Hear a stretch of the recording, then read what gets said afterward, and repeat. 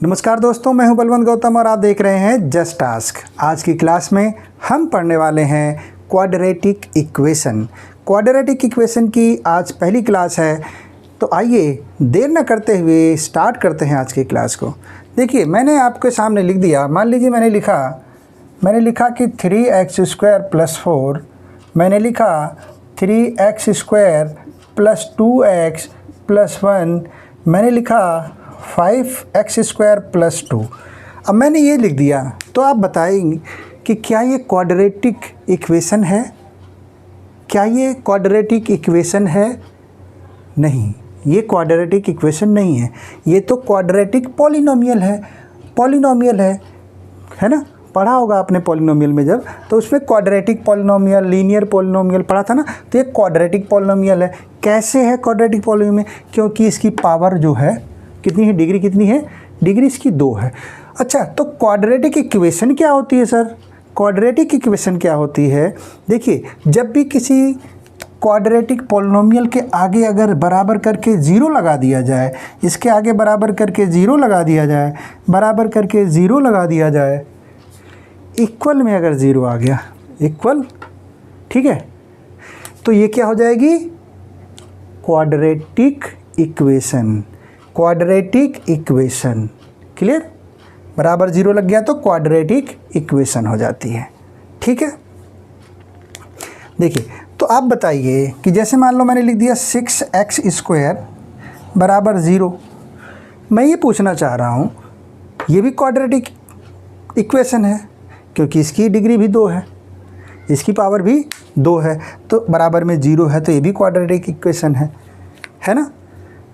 और लिख देता हूँ। देखिए, मैंने लिख दिया, मान लो -3x + x² + 3/2 = 0। मैंने ये लिख दिया, तो ये भी क्वाड्रेटिक इक्वेशन है।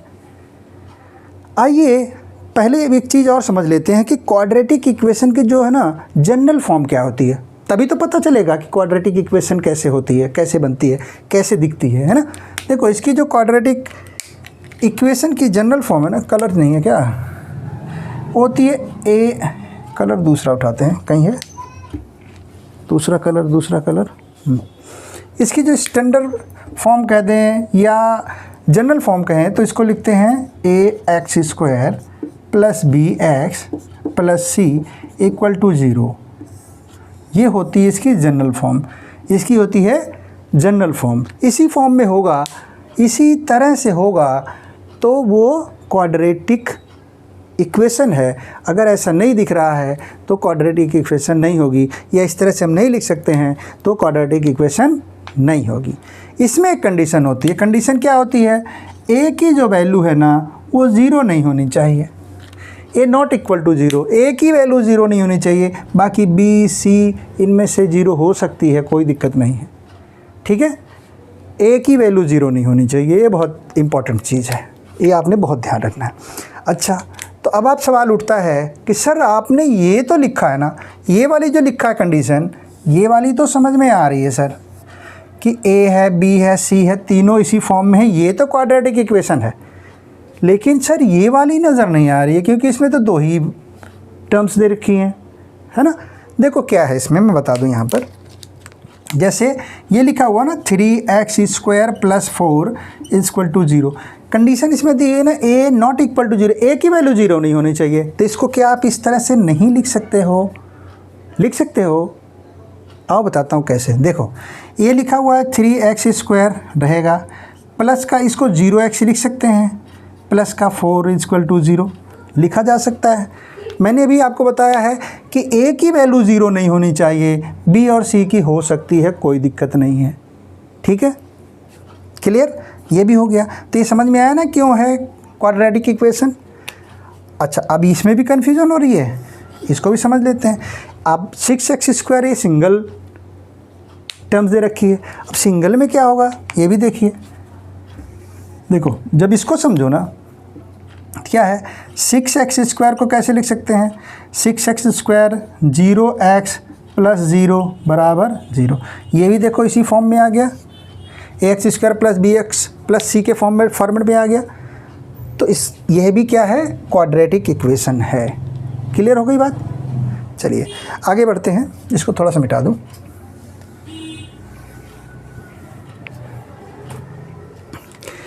मैंने आपको लिख दिया, एक सवाल दिया 3x² + 4x, ये प्लस है भाई, है ना, + 4x + 1 = 0।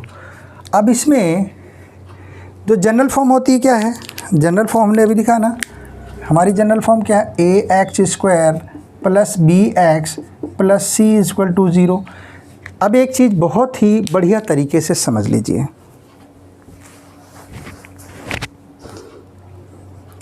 बहुत बढ़िया तरीके से समझिए कि x² के साथ जो भी कोफिशिएंट होगा, x² का जो भी कोफिशिएंट होगा वो a होगा हमेशा, ठीक है।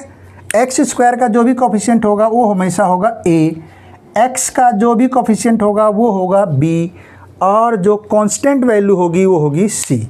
अब ये x की जगह जो वेरिएबल x दिया हुआ है ना, इस x की जगह y भी हो सकता है ना, इस x की जगह कुछ भी हो सकता है, लेकिन जैसे ही x² या जो वेरिएबल है उसका स्क्वायर के साथ जो कोफिशिएंट होगा वो हमेशा a होता है।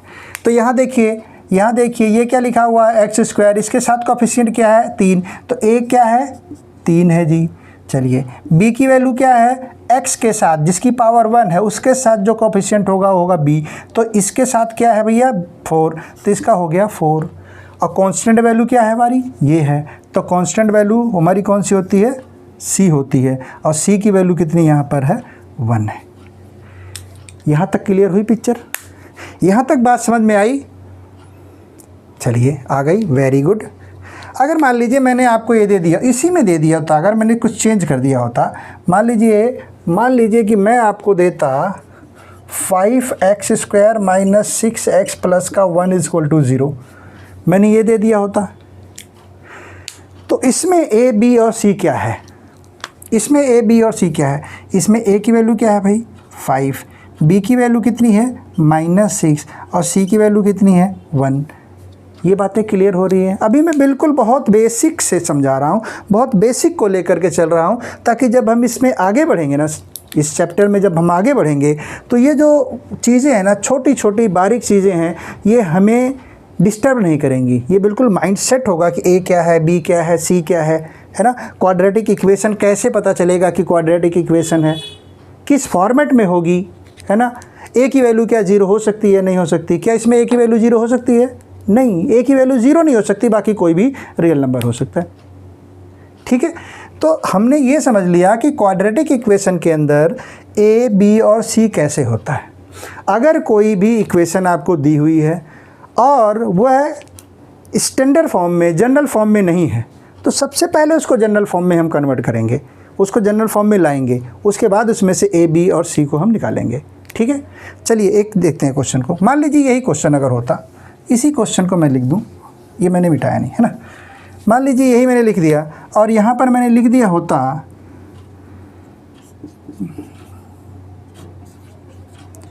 ये लिख दिया होता, ऐसे कुछ लिख दिया होता मैंने, फिर क्या करते, तब तो कन्फ्यूज होते ना कि भाई क्वाड्रेटिक इक्वेशन है भी कि नहीं है। तो पहले इसको जनरल फॉर्म में ले आते हैं। कैसे, देखिए पहले हम x² वाला लाएंगे, तो भाई 5x² है हमारे पास, ठीक है। उसके बाद b वाला लाएंगे ना, bx को लाएंगे जिसके साथ x है, तो ये हम क्या करेंगे, इसको जब इधर लाएंगे तो साइन चेंज हो जाएगा, माइनस का 6x हो जाएगा, फिर प्लस का 1 है ही, बराबर में 0। अब ये हमारी जो इक्वेशन है वह हमारी जनरल फॉर्म में हो गई। अब इसके बाद हम इसमें से a, b और c को निकाल सकते हैं। इतनी बात क्लियर हो गई। चलिए बहुत अच्छी बात। चलिए एक और इक्वेशन हमने लिया कि 7x² + 8x = -1। इसमें a क्या है, a की वैल्यू क्या है जी, a की वैल्यू है 7, यहीं लिखते हैं इसके नीचे, है ना, इसके नीचे लिखते हैं। a की वैल्यू क्या है 7, b की वैल्यू कितनी है 8, और c की वैल्यू कितनी है -1। -1 नहीं है, ये ध्यान रखिए, क्योंकि ये इक्वल टू है, इक्वल के बाद नंबर दिया है, तो जब इसको इधर लाओगे तो क्या हो जाएगा 1 हो जाएगा। तो ये चीज़ ध्यान रखना कि जब इस इक्वेशन को इसकी जनरल फॉर्म में कन्वर्ट करोगे तो बराबर 0 होना चाहिए। तो इसका मतलब इसको जब इधर लाओगे तो प्लस का 1 हो जाएगा और ये बराबर 0 होगा। तो C जो होगा वो कांस्टेंट वैल्यू क्या आएगी 1, तो C की वैल्यू 1 होगी। ये बहुत ध्यान रखने वाली बात है। तो अब हम चैप्टर में और आगे बढ़ते हैं और इस चैप्टर में हम जो पढ़ेंगे ना वो रूट्स निकालना पढ़ेंगे। अब ये रूट्स क्या होता है सर? रूट होता है कि किसी भी इक्वेशन की, मान लीजिए कि मैंने आपको दिया x² - 9 = 0, ये इक्वेशन है। तो किसी भी इक्वेशन के वेरिएबल की वैल्यू निकालना और वो वैल्यू निकालना जो इस वाली इक्वेशन में, जो दी गई इक्वेशन के में रखी जाए तो वह उस इक्वेशन को सेटिस्फाई कर दे। सेटिस्फाई मतलब जो लेफ़्ट हैंड साइड है ना, ये लेफ़्ट हैंड साइड है, ये राइट हैंड साइड के बराबर कर दे। Left hand side right hand side के बराबर कर दे। वेरिएबल की वह वैल्यू जो उसी इक्वेशन में रखी जाए और उस इक्वेशन के लेफ़्ट हैंड साइड को राइट हैंड साइड के बराबर कर दे, वह होती है उस इक्वेशन के रूट। और मैं आपको बता दूं कि क्वाड्रेटिक इक्वेशन के अंदर, सिंगल वेरिएबल क्वाड्रेटिक इक्वेशन के अंदर जो रूट्स होते हैं ना वो हमेशा 2 निकलते हैं। 2 से कम नहीं, 2 से ज़्यादा नहीं, हमेशा 2 ही निकलेंगे।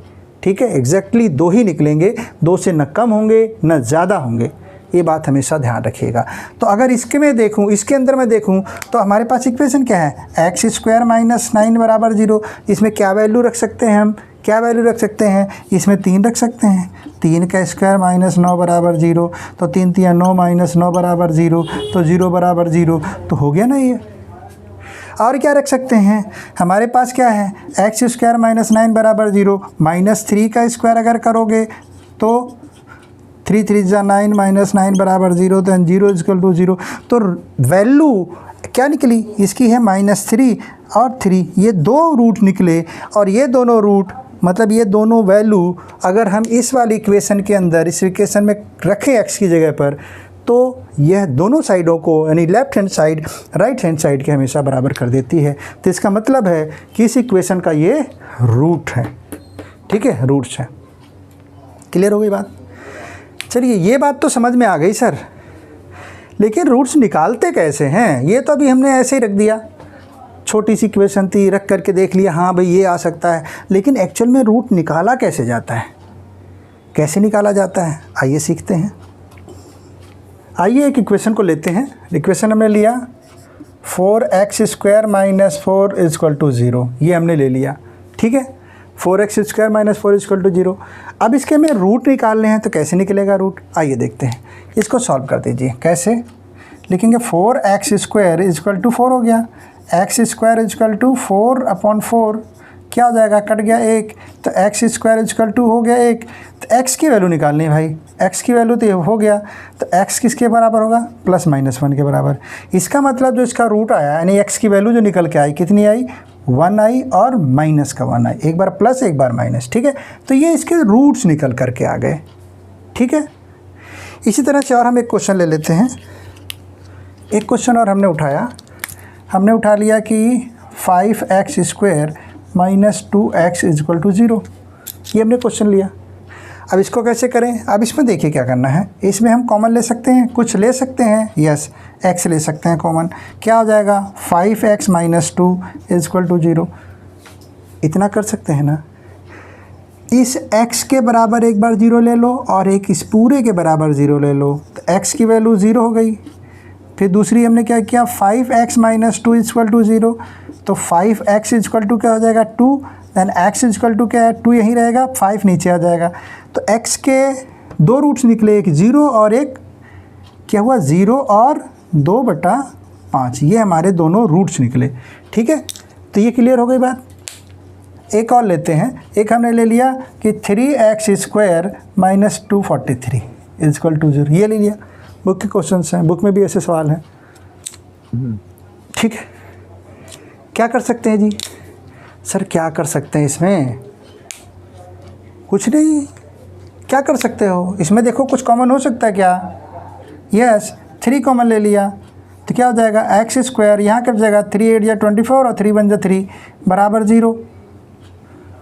अब देखो एक चीज़ देखो, ये सवाल थोड़ा सा अच्छा है, समझाने लायक, एक चीज़ यहाँ समझाने लायक है जो मैं आप तक पहुँचाना चाह रहा हूँ। ठीक है, कैसे? अभी हम लिखते हैं, मान लो हम क्या लिखते हैं, हम लिखते हैं 2x = मान लो 3 लिखा, तो हम जब x की वैल्यू निकालते हैं क्या कहते हैं, x = क्या आता है 3 और ये इसके नीचे चला जाता है, ये इसके नीचे चला आता है, ऐसे ही करते हैं ना, ऐसे ही करते हैं ना, ऐसे करते हैं। तो हम क्या करते हैं, इसके बराबर अगर निकालेंगे तो इस 3 को इसके नीचे ले जाएंगे, इस 3 को इसके नीचे ले जाएंगे, ले जाएंगे ना, ले जाएंगे ना, ले जा सकते हैं सर, क्यों नहीं ले जा सकते?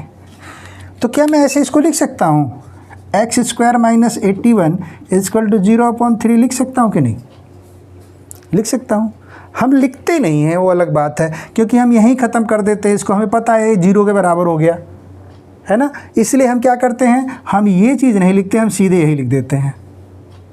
ये क्यों लिखते हैं ये मैंने अभी आपको बताया, क्योंकि ये 3 इसके नीचे चला जाएगा, ये 3 इसके नीचे आएगा, जब इसको डिवाइड करोगे तो 0 ही आ जाएगा। समझ रहे बात को? इसलिए हम इसको लिखते नहीं, डायरेक्ट इसी लाइन पे आते हैं। अब इसके बाद क्या किया जा सकता है, अब इसके बाद हो सकता है ये कि 81 है तो 9 का स्क्वायर बराबर 0।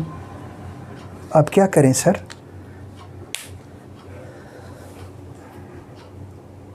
ऐसे भी कर सकते हैं, a² - b² पे करके इसको हल कर सकते हैं, और इसको दोनों तरीके बताऊंगा, देखो कैसे करेंगे। इसको एक तरीका ये है कि x² - 9 का स्क्वायर बराबर 0, इसको कर सकते हो x - 9 और x + 9 बराबर 0, तो x - 9 बराबर 0, x बराबर हो जाएगा 9। इस तरह x + 9 बराबर 0, तो x बराबर हो जाएगा -9। एक तरीका तो ये, और दूसरा तरीका यहीं से ये जो है ना, यहीं से मैं बता रहा हूँ दूसरा तरीका क्या होगा, जो x² - 81 = 0 है ना, तो इसको आप लिख सकते हो x² = 81, देन x √81 है ना, देन x ± 9, तो x की वैल्यू क्या आ जाएगी 9 and -9 आ गई। यहाँ भी क्या आई है, 9 आई है और एक 9 आई, -9 है, 9 और -9 यहाँ भी आई है। तरीका कोई भी अपना लो, एक रूट जो है ना उसके, वो रूट्स बिल्कुल वही आएंगे जो इधर आ रहे हैं, जो उधर आ रहे हैं, एक जैसे ही आने वाले हैं, इससे अलग हट करके नहीं आएंगे।